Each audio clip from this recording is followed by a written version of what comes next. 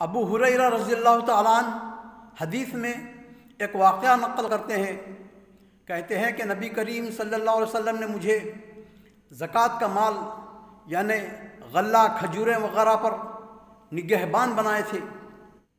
آپ کہتے ہیں کہ اچانک میں نے ایک رات گودام میں کچھ آہٹ محسوس کی۔ جب میں گودام میں پہنچا تو دیکھتا ہوں کہ ایک عمر دراز شخص اپنے دونوں ہاتھوں سے غلہ سمیٹ رہا ہے اور اپنے تھیلے میں بھر رہا ہے۔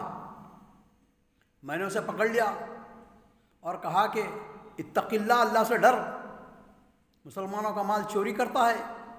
کہنے لگا کہ ابو ہریرہ، میں بڑا کثیر العیال ہوں، میرے بچے وغیرہ زیادہ ہیں چھوٹے چھوٹے، میں آئندہ نہیں آؤں گا، مجھے چھوڑ دو۔ صحابہ بڑے نرم دل ہوا کرتے تھے، آپ نے اسے چھوڑ دیا۔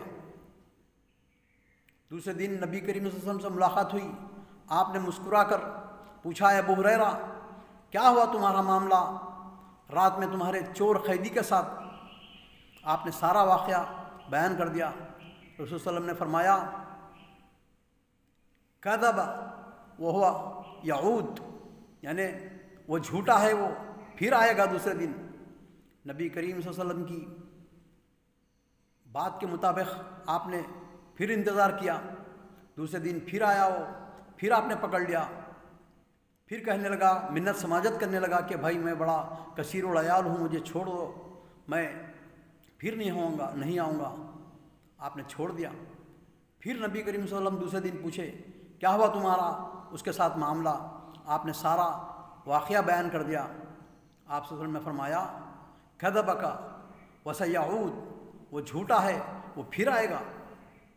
تیسرے دن پھر آپ انتظار کر رہے تھے، رات میں پھر آیا اور مال بھرنے لگا۔ آپ نے اسے پکڑ لیا اور فرمایا، آج تو میں تجھے نبی کریم صلی اللہ علیہ وسلم کے حوالے کروں گا۔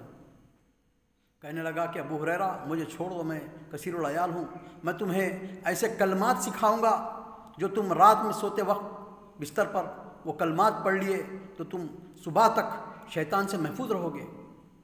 اور کہا کہ آیت الکرسی پڑھو گے تو صبح تک شیطان سے محفوظ رہو گے۔ دوسرے دن نبی کریم صلی اللہ علیہ وسلم نے پھر پوچھا، کیا ہوا تمہارے ساتھ؟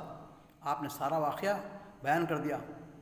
نبی کریم صلی اللہ علیہ وسلم نے فرمایا، صدقک وہو کذوب، یعنی وہ تو جھوٹا ہے لیکن تمہارے سامنے اس نے سچ بات کہہ دی۔